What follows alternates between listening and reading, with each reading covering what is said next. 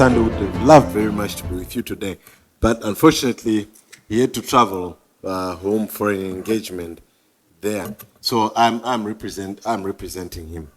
The Minister of State for Provincial Affairs and Devolution for Mashonaland East Province, Honorable Itai Nduzo, Secretary for Information, Publicity and Broadcasting Services, Comrade Nick Mangwana, the Vice Chancellor of the University of Zimbabwe, Professor P. Mavuma, the Executive Director of International and Alumni of the Midlands State University, Professor L. Chikoko, the CEO of Homelink, Mr. Tawanda Matemo, the Chair of ZIDO, Mr. Blessed Gapeza, and my good friend, the Finance Director of my hometown and city, Mr. Araguni, business leaders, representatives of both Zimbabwe and UK business communities, distinguished guests, ladies and gentlemen. It gives me great pleasure to welcome the delegation from Zimbabwe to the United Kingdom and you all to this second edition of the UK Zimbabwe Business Expo. It is an honor to address this distinguished audience. We are honored to have you in our presence, Honorable Minister and Secretary, and their representative and esteemed delegates from Zimbabwe.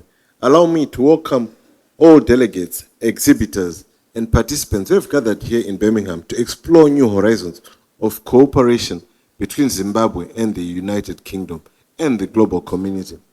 Let me begin by commending the organizers, the Zimbabweans in the diaspora organization ZIDO, and their partners for their commitment and vision.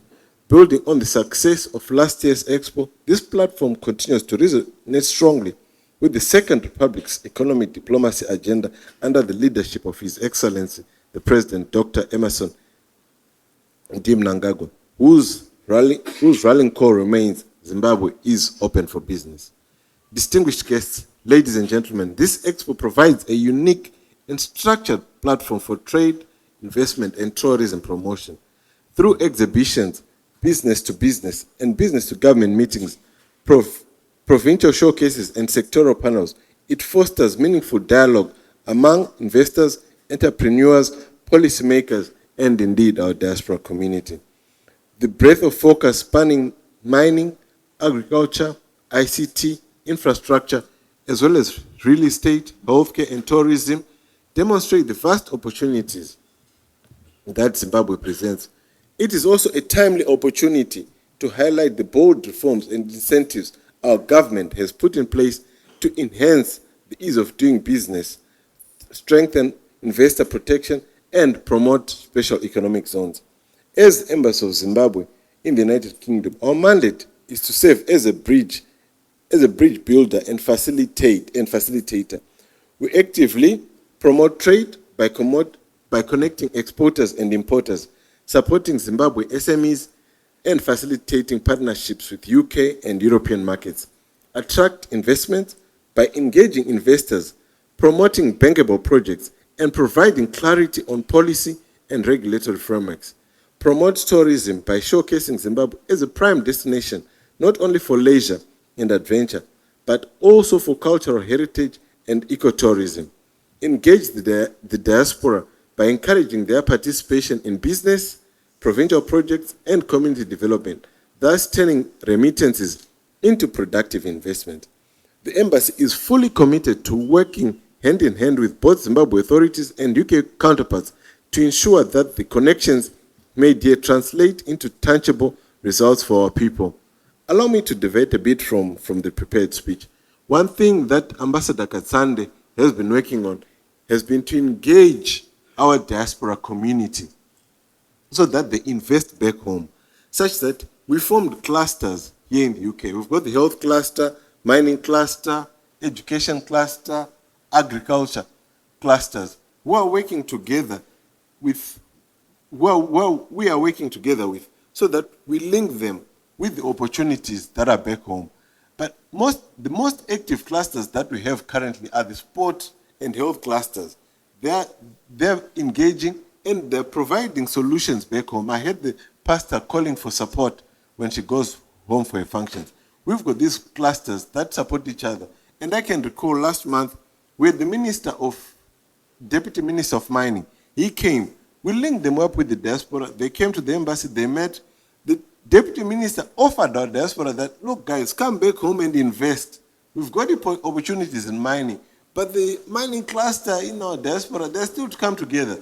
So my diaspora community who are here, let's take advantage of our officials who come from Zimbabwe. Let's engage them and take them one-on-one. Those questions that you usually send to the embassy. The Honorable Minister for Mashonaland East is here. Take him on about the investments that are available. Then when you come to the embassy, then we'll just be doing follow-ups. This is a challenge to our diaspora community that's here today. Distinguished guests, ladies and gentlemen, one of the most important dimensions of this expo is the encouragement of our diaspora community. Your skills, innovation, networks, and capital remain invaluable in driving Zimbabwe's economic transformation. This platform is not only about linking Zimbabwe to the UK, but also about recognizing the diaspora as a central pillar of our development vision. Zimbabwe is on a firm path towards becoming an upper middle income economy by 2030. The journey requires collective effort from the government, the private sector, diaspora, and international partners working together. This expo is a vital step in that direction. Let's seize the opportunity before us to forge new partnerships, sign new agreements, and transform good intentions into the impactful actions.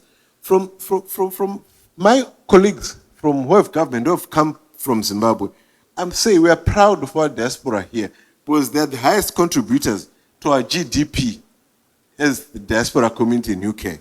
So let's take advantage of the diaspora community that's here in the UK. They've shown their commitment that they want to develop back home. So let's meet them halfway as well so that they increase their remittances that are coming home. Honorable Minister, Permanent Secretary, distinguished guests, ladies and gentlemen, in closing, I extend my gratitude to all those who have traveled from Zimbabwe across the UK and for further afield to be here. Let us leave Birmingham not only with renewed optimism, but also with concrete commitments that will shape the future of Zimbabwe's trade, investment, and tourism landscape. Together we can build stronger commercial ties, unlock opportunities, and ensure that Zimbabwe fully claims its place as a competitive and attractive destination for global business. God bless Zimbabwe. God bless our partnerships. I thank you, ladies and gentlemen.